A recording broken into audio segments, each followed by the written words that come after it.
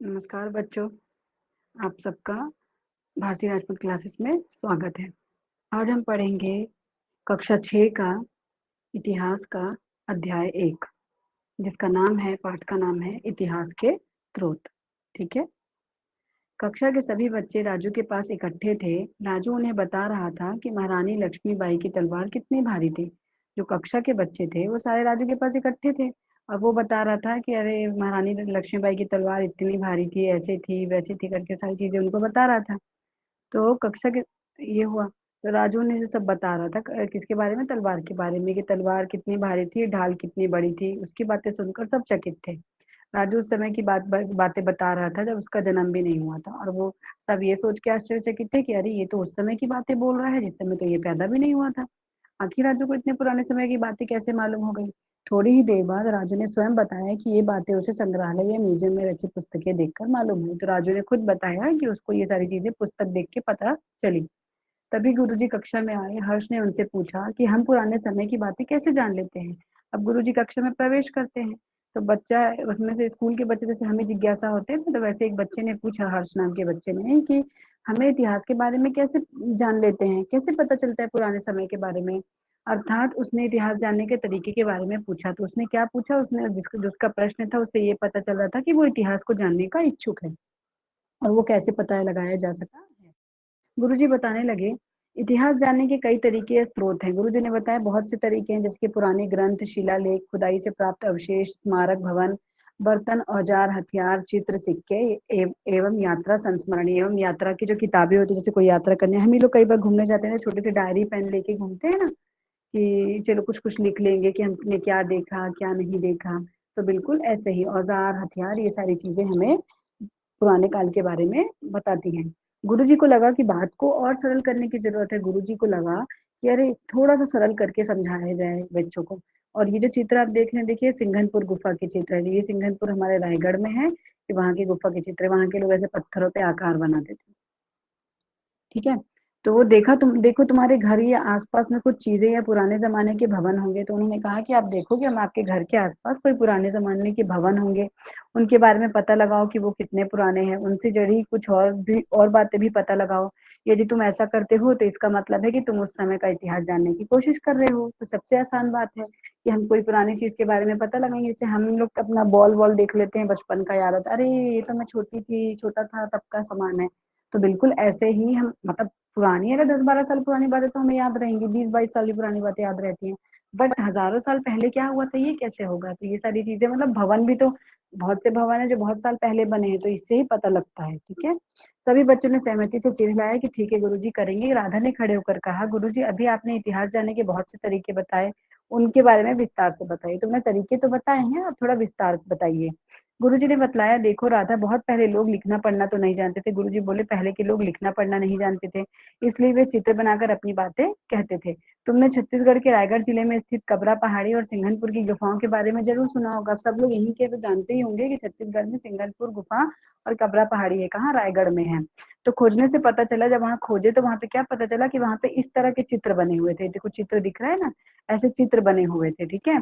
आदि मानव काल के हैं। और ये जब मनुष्य लिखने लगा तो उसने अपनी बात पत्थर पर खोद कर कही। पन्ने तो होते नहीं थे, तो वो पत्थरों पे अपना आकृति बना बना के करते थे। उसके बाद धीरे धीरे भोजपत्र, ताड़पत्र, ताम्रपत्र, ये सारी चीजों पे भी लिखना लोगों ने धीरे धीरे शुरू कर दिया। ठीक है। शिलालेख, पत्थर, शिलालेख क्या होता है, पत्थर यानी कि शिलाओं पर खोद कर लिखी गई बात को हम शिलालेख कहते हैं। ठीक है। स्तंभ लेख, पत्थर, लोहे या कांच के स्तंभों खंभों पर लिखी गई, पत्थर हो जाता है, इसको काट के जब लिखते हैं तो उसको हम कहते हैं स्तंभ। ठीक है। विशेष प्रकार के पत्रों पर रंग या स्याही से लिखी गई बातें। भोजपत्र, ताड़पत्र क्या होता है, जैसे पत्तों की छाल होती है ना, पेड़ों की छाल होती है, इससे भोजपत्र वगैरह भी बनते हैं, उन पर लिखा गया स्याही से। ताम्रपत्र क्या होता है, तांबे के पत्तों पर लिखा गया, उसको हम बोलेंगे ताम्र पत्र। ठीक है। कई बच्चे एक साथ बोल पड़े, क्या हम पुराने समय के लेख देख सकते हैं। कई बच्चे ने बोला, क्या हम ये लेखों को देख सकते हैं। तो गुरुजी ने उन्हें समझाया कि ये सभी चीजें संग्रहालयों में देखी जा सकती हैं। तो गुरुजी बोले कि हाँ देख सकते हो, लेकिन ये सारी चीजें तुम्हें कहाँ दिखेंगी, ये सारी चीजें तुम्हें संग्रहालय में दिखेंगी। ठीक है। संग्रहालय यानी म्यूजियम में जाके देख सकते हो। ये पाली या प्राकृत भाषा में लिखे गए हैं। इनकी भाषा क्या होती थी बच्चों? इनकी भाषा होती थी पाली या प्राकृत भाषा। यह लिपि अब व्यवहार में नहीं लाई जाती और ये लिपि अब व्यवहार में नहीं लाते, इसको ज्यादा इस्तेमाल नहीं करते। सभी लोगों के लिए इसे पढ़ना कठिन होता है क्योंकि इसको लोग पढ़ नहीं पाते। इतिहासकार और पुरातत्ववेत्ता इन लिपियों को पढ़ना जानते हैं, लेकिन जो इतिहासकार होते हैं जैसे वो लोग सब जानते हैं कि इसको कैसे पढ़ते हैं और उस युग में क्या लिखा गया था, वो हमें बताते हैं। पुरातत्ववेत्ता, कई बच्चे बोल पड़े, ये क्या है पुरातत्ववेत्ता, मतलब कि ये क्या है? तो गुरुजी ने अपनी बात कहना जारी रखा। उन्होंने बताया कि ये वो होते हैं जो पुरानी बसाहटों को खोद कर उनके बारे में तथ्यों का पता लगाते हैं। तुम जानते हो कि कई वस्तुएं धूल और मिट्टी की तरह जम जाने से हमें दिखाई नहीं पड़ती है ना, धूल और मिट्टी की तह में जमीन में दब जाती, नहीं दिखती। इसी प्रकार कई पुराने भवन, नगर और वस्तुएं भी बाढ़, आंधी, तूफान या भूकंप के कारण मिट्टी में दब जाती है। तो पुरातत्व वेत्ता जो होते हैं वो उसे खोद कर और फिर से दुनिया के बारे में पूरा पढ़ के हमें बताते हैं कि जो जिस दुनिया के बारे में ये अवशेष है आखिर में वो दुनिया है कैसी, कैसी थी। इन पुराने अवशेषों से हमें उस समय के लोगों के रहन सहन का और जीवन के बारे में पता चलता है। ये देखिए, आप देख रहे होंगे, ये लक्ष्मण मंदिर है। ये होता है ताम्र पत्र, यानी कि तांबे के पत्तों पे। आज के डेट पे नहीं हम लोग श्री यंत्र वगैरह खरीदते हैं पूजा के लिए, वो भी तांबों पे आका होता है ना। तो वैसे ये ताम्र पत्र हो गया, तांबे के पत्र पे। और ये देखिए लक्ष्मण मंदिर सिरपुर का, हमारे छत्तीसगढ़ का। कितना अद्भुत मंदिर है ना। और ये देखिए, ये है आपका कुलेश्वर मंदिर राजिम का, ये राजीव का है, राजिम में। ठीक है। तो अंकिता ने पूछा, क्या पुराने भवन, महल, मंदिर, किले आदि भी हमें इतिहास की जानकारी देते हैं?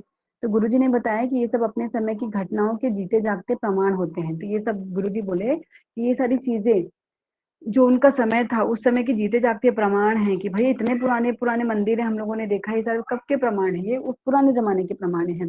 पुराने भवन हमको उस समय की भवन निर्माण और जो मंदिर और जो भवन शैली होती है उसको देख के, निर्माण शैली होती है, उससे हम पता लगा सकते हैं ना कि यहाँ के लोग किस तरह की चीजें पसंद करते थे, क्या हुनर था, क्या आर्ट था। इस प्रकार पुराने सिक्के, औजार, बर्तन, आभूषण और अन्य, तो पुराने सिक्के भी मिलते हैं कई जगह खनन में, औजार मिलते हैं, आभूषण भी मिलते हैं, गहने, बहुत सी बड़ी चीजें भी मिलती हैं जिससे हम कुछ ना कुछ उस समय के बारे में जान सकते हैं। गुरुजी बताते जा रहे थे कि पुराने ग्रंथों से भी हमें उस समय के समाज, तो बोले गुरुजी बोले कि पुरानी बुक के बारे में भी हमें पता चलता है कि वो उस समय के समाज, वहाँ के नगर, रीति रिवाज, मतलब प्रथा, क्या चीजें थी, कैसे चलती थी। सपना ने कहा ग्रंथ मतलब जैसे कि रामायण, महाभारत, कुरान, गीता, बाइबल आदि ऐसे ग्रंथ? ऐसे करके किसने पूछा? सपना ने पूछा। ठीक है। तो गुरुजी ने हाँ कहा और आगे बताया, जैसे हम कहीं से घूम कर आते हैं तो सबको उन जगहों के बारे में और वहां के लोगों के बारे में तो बताते हैं, वैसे ही बहुत पहले कुछ विदेशी यात्री भी हमारे देश की यात्रा करने आए थे। उनके द्वारा लिखे गए जो उनका यात्रा वर्णन होता है ना, जो लिखते हैं कि मैंने ये देखा, ये इसको ऐसा था, इसको इस राजा ने बनवाया, ऐसे, तो उसको लिखते हैं और फिर अपने ने उस देश के बारे में उस समय की काफी जानकारी मिल जाती है अगर हम उस वर्णन को पढ़ते हैं तो। देखिए, खुदाई के समय प्राप्त प्राचीन समय की वस्तुएं ऐसी थी। ठीक है, औजारे हैं एक तरह से। मोनू ने बताया कि उसने रायपुर के महंत घासीदास संग्रहालय में, हमारे रायपुर में एक महंत घासीदास संग्रहालय में बिलासपुर जिले के किरारी गांव में, बिलासपुर जिले में एक किरारी गांव है, वहां पे काष्ठ स्तंभ मिला है, लकड़ी का स्तंभ ना, वो मिला है। लेकिन उसको उसने कहाँ देखा? रायपुर के महंत संग्रहालय में देखा। गुरुजी ने समझाया कि वह बहुत प्राचीन वस्तु है, इसीलिए हम उसको म्यूजियम में रखते हैं और हमें इतिहास की जानकारी देते हैं। ये देखिए, किरारी ग्राम से मिला ये काष्ठ स्तंभ और तथा लेख संग्रहालय रायपुर में मिला है। ठीक है।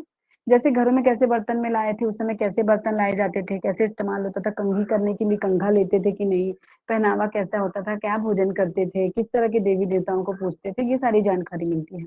इसके अलावा इतिहास हमें उस समय के राजा महाराजाओं और छोटे बड़े सभी लोगों के बारे में भी जानकारी देता है। स्वाति ने एक बहुत ही अच्छा प्रश्न किया कि हम इतिहास का अध्ययन क्यों करें। गुरुजी ने सभी को समझाया कि हमें यह मालूम होना बहुत जरूरी है कि हम पहले क्या थे। वर्तमान को समझने के लिए भूतकाल की जानकारी होना बहुत ही ज्यादा आवश्यक है।